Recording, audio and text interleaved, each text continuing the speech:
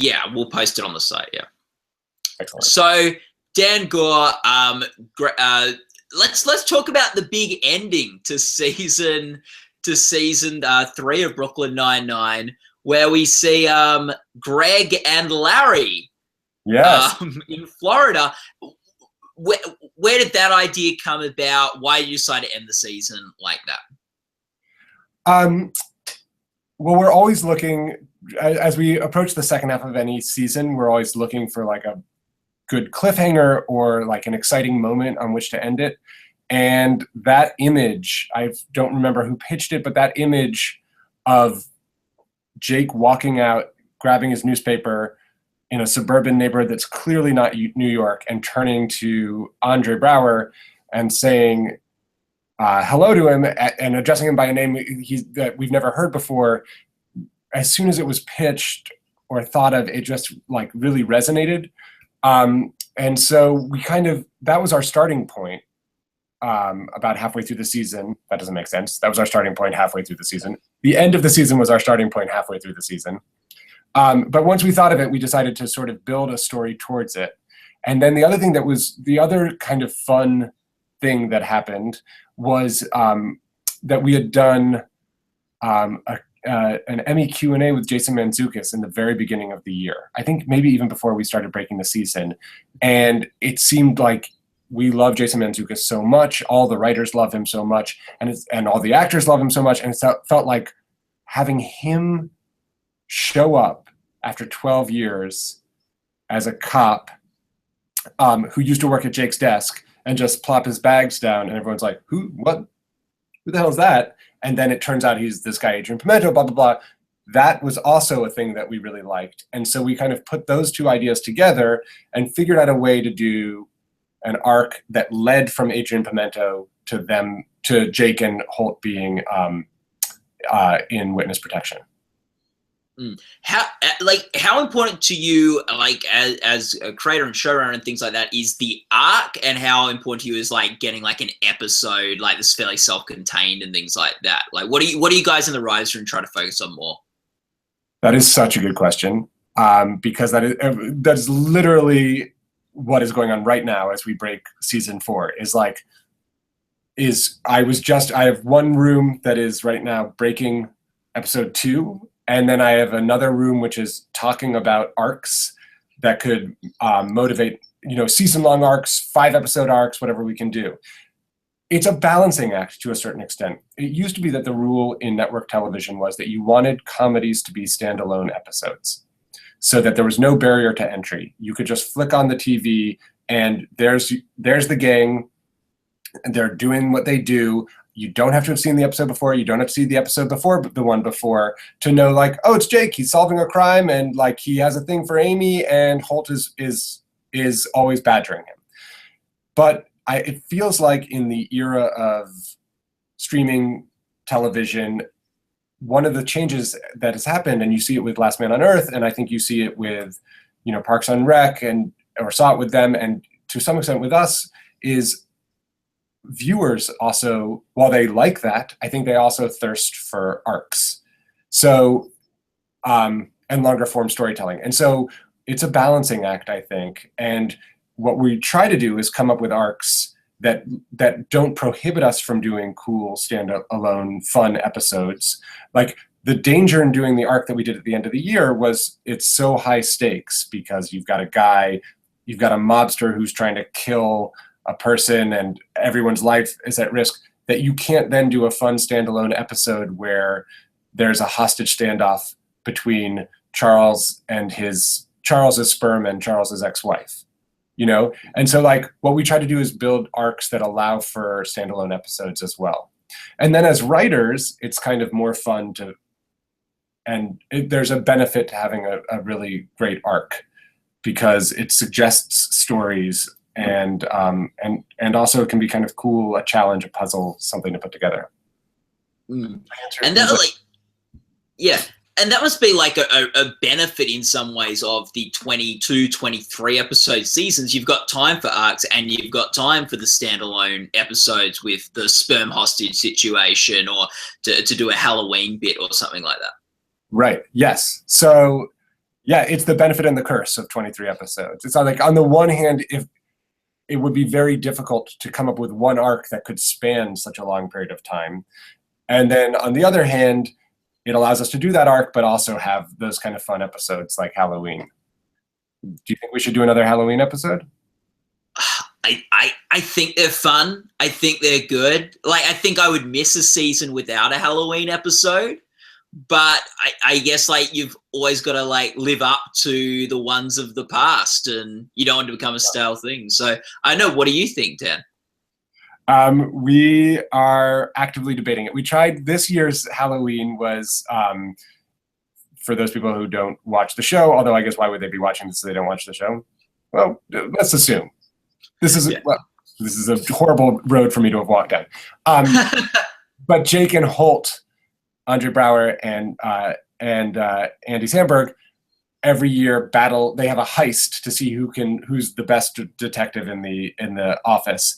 And in the first year, Jake won, and it was the first significant win that Jake had over Holt. In the second year, Holt won, and it showed that Holt could have fun. And then in the third year, neither one of them won, and Amy won, and they had discounted her and her ability, and she won. And so in a way, we kind of built it so that if we needed it to be self-contained, that could be kind of the final piece. But we have some fun ideas for what to do next. They sort of said that it was they sort of said it was the last one at the beginning of the episode, but they weren't counting on Amy winning. So I guess that could flip that could give them a motivation to reopen it. Right. It could be. Before it was 1-1 and they needed a tiebreaker. Now it's 1-1-1 and they need a tiebreaker. You could look at it that way. Yes. Yeah. I reckon, yeah, do it again. Keep Amy in the mix. That'll be fun. All right. I like it. Yeah, there we go. So, yeah. You guys have a lot to decide. Just say yes on the Halloween episode. You've got another, even if it's not great, you've got another 22 episodes. You've got another 21 episodes. Great. So, what's your favorite part of the show? You mean as a viewer, or as in terms of actually working on the show, or what? I guess what do you mean? Yeah, I think let's start with what's your favorite part of the show to make? What's the thing that excites you most about writing or creating or running or something like that? What's something that really just gets you excited to go in?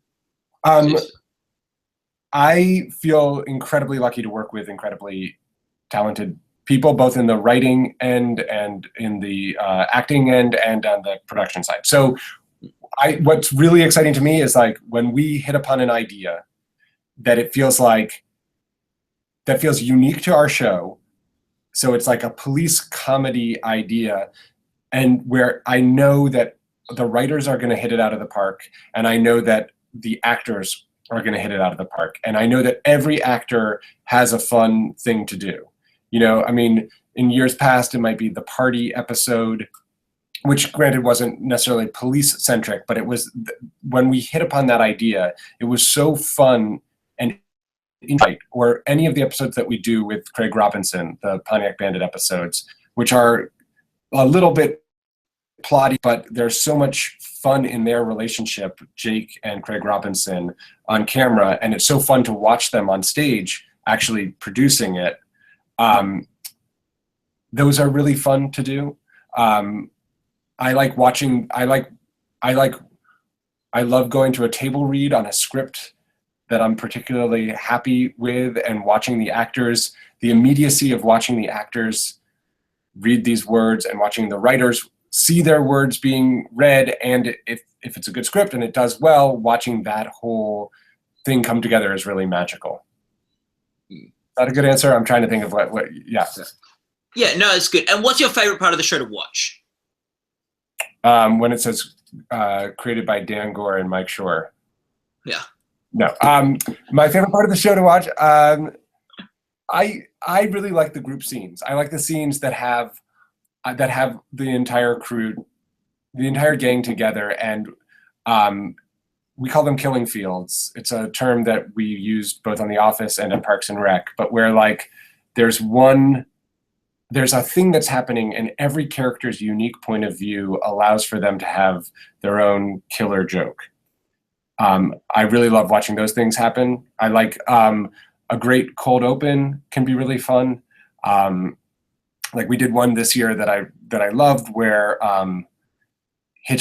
Scully came in with a mason jar full of lemonade and told Jake that there was a place in the corner that served lemonade in mason jars, and Jake went, "Hold on one second," and he gathered the entire crew and pointed out that Hitchcock had just brought in his goldfish in the exact same kind of mason jar, and then they took bets on what was going to happen, and then Hitchcock ended up drinking his own fish. And that was like, it was like a perfect little comedy sketch, and it was really fun to watch happen. But I like it all. I mean, it's really, I like it all. And we have great stuntmen, great stunt department. And so like watching a really good stunt where a joke has been written, and the joke, involves somebody falling into a pit, and you're like, I don't know if this is going to work. And then watching that get pulled off is great. You're in the writer's room for season 4 at the moment. When you're in the writer's room and when you're trying to put together a show, is there like an MO you guys have as something that you want to serve above all else when putting together Brooklyn Nine-Nine?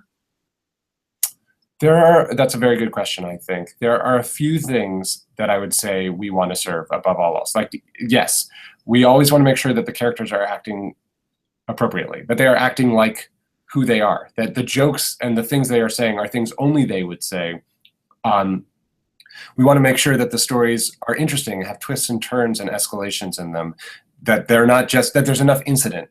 I think that our show is really chock full of incident. And if you watch a story, if you watch it, something is happening. We don't have a lot of scenes where it's just two people walking around kind of bullshitting with one another, for better and for worse. I mean, I think that has its place on different shows, but our show is fairly action-packed. I think that we are very conscious of trying to write good act breaks. And I think that comes from Greg Daniels and Mike Schur. So the act breaks on a network show are where the commercials are, and that's how you know what the act breaks are. But a really good act break ends with a twist or turn in the story, an escalation in the story. Should be comic, should hopefully be physical and big, and should be true to character. And so like the amount of pressure on a good act break is very difficult, but when you hit it, it's very satisfying. So when we're building stories, often we sort of build them from the act breaks out, where we'll discuss the act breaks and use those as almost tent poles and then hang the rest of the story on the act breaks. The thing with like Brooklyn Nine-Nine, and it's not completely unique to this show, but is definitely one of the shows I'd put in the category of Unbreakable Kimmy Schmidt, Parks and Rec, even Veep, as shows that are very, like, the amount of jokes that you have in an episode, the amount of comedy that's thrown at you in that 20 to 30 minutes block is very high. Like, it's unashamedly a comedy, and there's just so many episodes you can watch again, and there'll be little jokes or lines or things you didn't pick up the first time. How conscious are you guys of wanting to deliver those laughs and make sure you get as many are you trying to pack as many jokes in there as possible, or? Yeah, I mean, yes.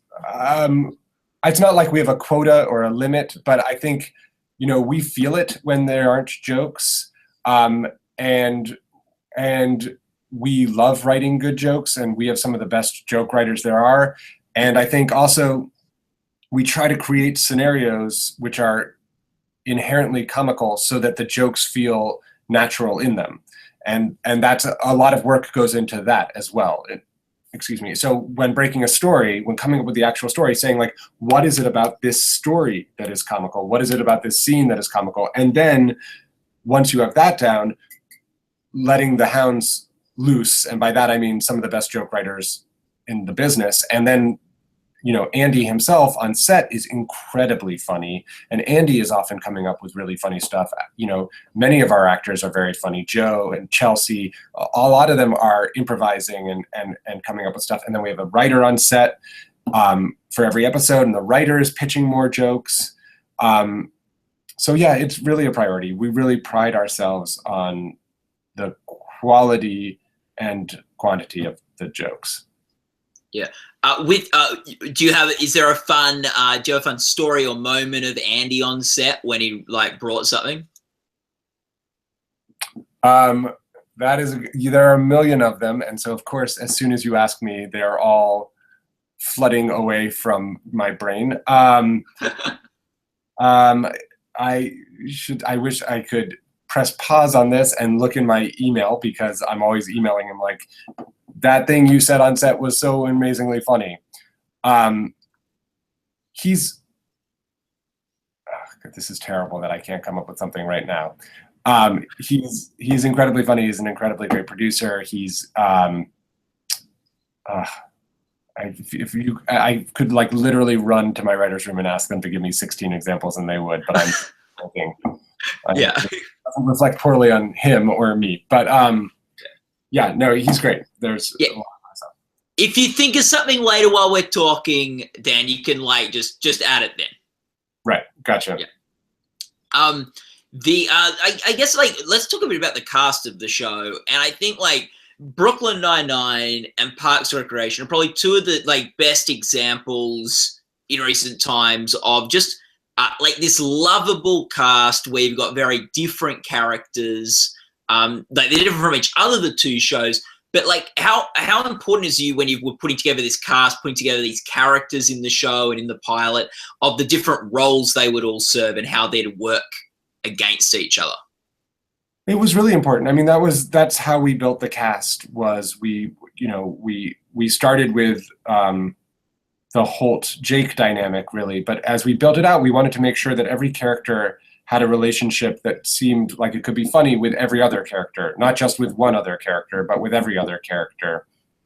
I mean, I'm sure Mike and Greg did the same on Parks, but definitely on Brooklyn. And then what we did was we were very lucky, and we were able to hire a casting director, Allison Jones, who's absolutely the best casting director in the world. And we were able to hire her before we started, right when Fox purchased the pilot. And so as a result of that, we were meeting with people really early on. So for instance, we met with Terry Crews before we'd met with Andy even, and we were like, oh, he's great. Here's this guy who's physically imposing mountain, the ultimate example of masculinity, and yet he's a fine artist who went to Interlochen in Michigan, the national music camp for art, and supported himself by doing portraiture. And that seemed like such a fun contrast. So we built a character for him. And we knew Chelsea Peretti, who plays Gina Linetti, from Parks and Recreation, and we wrote a character for her. So it's some combination of a theoretical set of relationships, and then actually finding people and saying oh, well, let's tweak this a little bit so that it's perfect for Stephanie Beatriz, and let's make this seems more Melissa Fumero-y, and that's kind of, so it's a merger of the two. And talk about relationships. You have you sort of embarked with Jake and Amy this past season, and a bit more than just the past season, but their romantic relationship, and that's definitely been something that's gotten other sitcoms into trouble over the years when they've had sort of two of their lead characters start going out. Did you guys feel stress about embarking on that as a relationship? Did it just seem so natural? How do you approach that? We really approach it in the most naturalistic way possible. We really didn't overly plot ahead of time what that relationship was going to be. We kind of felt like every version of the playbook has been played, of the will they, won't they. And so we just tried to be as real as we could be about the reality of two people working together who like each other and are of an age where they are they're age appropriate for one another. They clearly like each other, what's standing in their way? And at a certain point, we were like, well, we gave her a boyfriend for a little while, and we gave him a girlfriend for a while. But then at a certain point, we were like, there's nothing standing in their way. And it felt artificial to put something in their way. And we early on kind of stumbled into this thing where they talk to each other, which is nice to see. They tell each other how they feel. It makes writing stories a lot harder because you can't have a story where it's like, Jake really wants to tell her he likes her. But I mean, we did those stories, but we got past that. And so, so I'm giving you a very long answer to the idea that we didn't really plot it out. We always intended for the two of them to be together or in each other's romantic orbit. And then we kind of let the stories push them together. And what we've tried to do is make it just a part of our show and not, like, I don't think anyone would say the Sam and Diane of it is the central aspect of our show. And so I think our hope is that our way of sidestepping that problem of what happens when you get the two leads together is that that's never been what the show is about. It's just a part of what the show is about. And so like, just as we did stories about them flirting, now we can do stories about them moving in together and the stresses of moving in together. But it's not like, well, what's going to happen this season between the two of them? It's just an aspect of the show. Yeah, and the thing I really liked about them in the first couple of seasons was that, as opposed to like maybe a Jim Pam, which is always very romantically charged in one sense, their scenes and stuff, is that they seem like just good friends, like sort of like it wasn't like the romantic questions were the overwhelming ones looming over their relationship. And even like it's sort of like, I remember like thinking when she had a boyfriend, he had a boyfriend, more than, oh, are they going to get together? I was thinking, oh, are they going to be able to stay friends even though, right? You know, yeah. So I think was quite a bit of a natural progression to that sort of point. Yeah, thanks. That's good. I mean, you know, and then as we go forward, it's also trying to keep it in that vein, like just keeping it natural, making sure that the next step makes sense. I sort of love that they've always had good banter with each other, whatever state of their relationship they've been in. Yeah, yes, and that they continue to be able to tease one another, and that hasn't changed. They haven't become like doe-eyed, incapable of fighting, incapable of teasing one another. They are still who they are. I like about them. Yeah. You have some amazing, like Brooklyn Nine-Nine's a show which gets a lot of like fun guest stars and sort of like a guest star that will come in for an episode or two.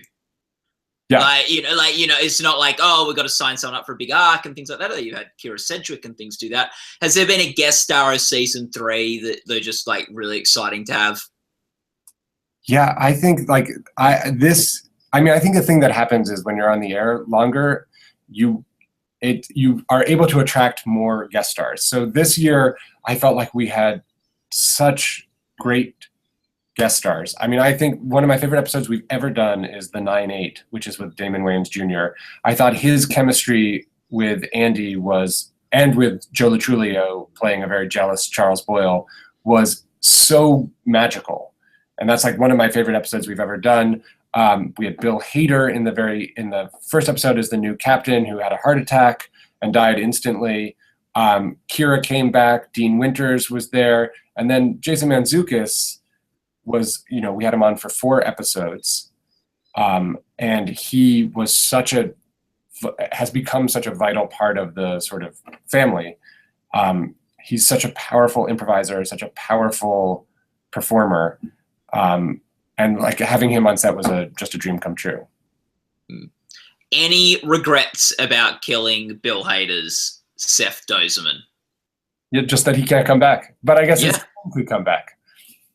What, sorry? I said his twin could come back. Yeah. Yeah, because he like that was such a like that was definitely a guest slot, a guest character that I like left me wanting more. Yeah. There were certain production realities that meant we only had a very limited amount of time with him. And so we tried to create the juiciest story possible given the amount of screen time we were going to be able to provide. I mean, that was like a Hollywood reality. So yes, I wish we had more of him for sure. Sometimes better to leave people wanting a bit more though as well. Like maybe that worked out well. Like, yeah, no, for sure. And also it allowed Dean Winters to come in and be the captain the Vulture for several episodes, which was also great because he's fantastic. So what can we expect for season 4 of the show? You can expect more great jokes, more. I think the start of the season, which is what we're working on right now, is going to be really exciting. We're picking up where we left off. We're picking up in Florida, and we're seeing that world, which seems really fun. They obviously have to catch or find or stop Figgis, the guy who was hunting them at the end of the last season, in order to return to normalcy. And then, as I said, what we're really talking about is what kind of arcs, what can we bring to the world in the form of a funny plot or an interesting plot device or a pressure on the precinct, or in terms of a great guest star to come in and put pressure on our group that will generate comedy and stories. But I think you can expect to see more fun one-off episodes, but also I felt very good about our experiment with doing longer arc stuff. And so I think we're going to try to do, as I just said, a bunch of arcs as well. You can look forward to seeing Charles's adopted child, which will definitely influence his relationship with Terry, as Charles begins to assert that he's the greatest father in the 9-9. You can look forward to the return, hopefully, of Adrian Pimento at some point. I think there's going to be a lot of great episodes. Now we're an awards website, and you guys came out of the gate really strong on awards with the Golden Globe win. What was that like, winning the Golden Globe for season 1? Was jaw-dropping. It was I really feel like everyone says I was so surprised. I was so surprised. I couldn't believe it. It was so exhilarating and gratifying, and we all spend a lot of time trying to tell ourselves that awards don't matter, and then as soon as you win one, you're like, it matters more than anything in the world. And that's what it felt like. I mean, it was magical. It was really magical, and it was made more magical by the fact that Andy won, and that Amy Poehler won that year too. Was really fantastic. And I guess you haven't had the same success at the Emmys. Is that frustrating at all that you haven't gotten the nod there any times, other than Andre? Well, we've also won 2 Comedy Stunt Emmy Awards. You have, yes. Which many people consider to be the most prestigious of all Emmys. Mm. It's sort of the Emmy equivalent of Best Picture in the Oscars. Yeah. So we've won that twice. Now, the lesser category of Best Comedy Show, we have not been nominated for. I again, as I just said with the Golden Globes, it's like you spend all this time. It would be wonderful to be nominated. It would be wonderful to be nominated. And I think it's very difficult in peak television for any show to be nominated, and those that have been great, and I get it. But it would be nice. Hard, particularly for network shows at the moment. Yeah. Hard for the 22, 23 episode shows to get in. Mm-hmm. I definitely think that that's the case. It is. What was the last 22, 23 episode show to be nominated? Was it Big Bang Theory? Big Bang Theory and Modern Family, obviously. Right. But those are sort of holdovers to a certain extent from a time when network shows were still being nominated. So I don't know. I mean, I'm very curious about whether another network show will be nominated. Yeah, Parks got back in last year, obviously, but that had a shortened season. That's true. That had a 13 episode run or something like that for its last year. So, yeah. And that's done 125 amazing episodes, and if that's what it takes to just be nominated, that's that's a lot of work. Yeah. We just try. I mean, at the end of the day, all you can do is control how good the product is that you're making, and we just try to make the best show we can. I know it's a cliche, but it really is the truth. And I know we're an award website, but we try not to care too much about the award because, Yeah, and I by no means am trying to get your hopes up, but sometimes shows take a little bit to catch on with the Emmys. like Everyone Loves Raymond wasn't getting nominated its first couple of seasons. Like, what I'm hearing you say is you guarantee that we're going to get nominated. Oh yeah, for sure. All right, great. Yeah. Thank you. Yeah, right. I mean, yes, of course it could happen. It's like, it's very hard to know. There's no rhyme or reason. There's no logic to it that I can see. And we're just going to continue making a show we're proud of. Yeah. Do you have a favorite scene from season 3?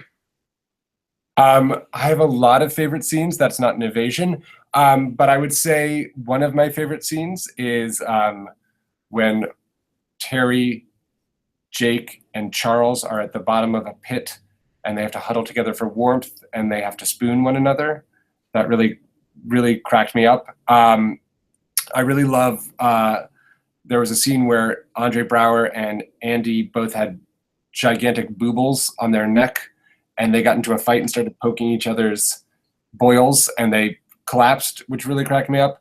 I love the last shot of the entire season when the crane comes up and you see that they're in Florida, and that was a favorite moment for me. I really loved a lot of the Die Hard parody episode that we did where they were in the department store and there were these great montages of them like putting together their equipment. Did you have a favorite moment from the season? Favorite scene from the season? The kind of things I even love most about shows like Brooklyn Nine-Nine are just some of the little lines and the little moments like from the show. Like I think there's one scene where where Captain Holt goes, "I'm sorry, I was immature," and Jake replies back with sort of like, "Oh, I might be a surprise, but I can also be immature sometimes," or something like that. Like, and I just love like little lines like that. I tell you, speaking of that, there's a scene I love, which is when Andre Braugher and Stephanie Beatriz are talking, and Stephanie Rosa has just broken up with Marcus, and she's doesn't know how to emote, and she and Holt have to practice. First they practice breaking up, and then they have a conversation, and then she starts crying and he starts crying, and then he says, we're wonderful at this, we're so good at this, or whatever, and there's tears coming down his face, and it's just like it's a funny scene, it's moving. I love that scene. I think that scene turned out really well. Yeah, one of my favorite scenes of the show is when Amy breaks up in season 2, breaks up with Deddy, and she's asking if she can get a laptop halfway through them. Like, just things like that, and things like that episode, Jake with the blue drinks, like in all the scenes and stuff like that. Like, it's like I like those little sorts of moments and stuff in the show. I think they're fun, and they're just like, it makes me really like the characters and find them funny. That's great to hear. I'm so glad that you like the characters. Yeah. Yeah, I'm trying to think of any other great scenes, but I'm still in the back of my head, like, tell him one of the amazing jokes Andy came up with on set. I'm sure if you named like your 5 favorite jokes, Andy came up with at least one of them. Just. Oh, that's good. Like, yeah, no worries. We can talk next year about season 4, and like you can come ready with and with an Andy joke. You should edit out this part where I don't know what I'm talking about. Yeah, this is unedited. Yeah, we'll leave it unedited. We'll leave it in like that. That's a raw moment, but like I think this is probably why your Colberts and your Lettermans, like they send through the questions and they do the practice interviews, and you got to like prepare your anecdote and things like that. Oh, yeah. I hope Andy never sees this. Yeah, no worries. Yeah. All right. So aside from you guaranteeing us that we'll get an Emmy, what else should I take home from this? I don't know. Well, do another Halloween episode. So you're going to win the Emmy. Do another Halloween. The good things that Andy does, so I don't sound like a blithering fool. Yeah, keep a track of Andy's shenanigans. That's like, I think that's about it, Dan. Just keep doing what you guys are doing. All right, thank you. Yeah. And all the best for the Emmys and other awards and things that are in the pipeline, and all the best for season 4. It must be exciting, like in season 1 of the show, before you won the Globe, I think there wasn't like a guarantee that this would be a show that was on track to get 4 seasons. So it must be really exciting that you're still going so strong. It's always exciting. I mean, I feel like no show has a guarantee. So yeah. It's a lot of work, but it's been incredibly fun and incredibly gratifying. So hopefully we'll get 12 more seasons. That'd be great. They're really good. You're going for the Law and Order, like they were on for 19 years. So if you can get, I wonder, like at that point, we will have done every story 12 times. I wonder what we would do. Yeah. Jake gets a walker would be a story. Yeah. So thanks so much for chatting, Dan, and all the best. All the best to you. Thank you. It was great talking to you.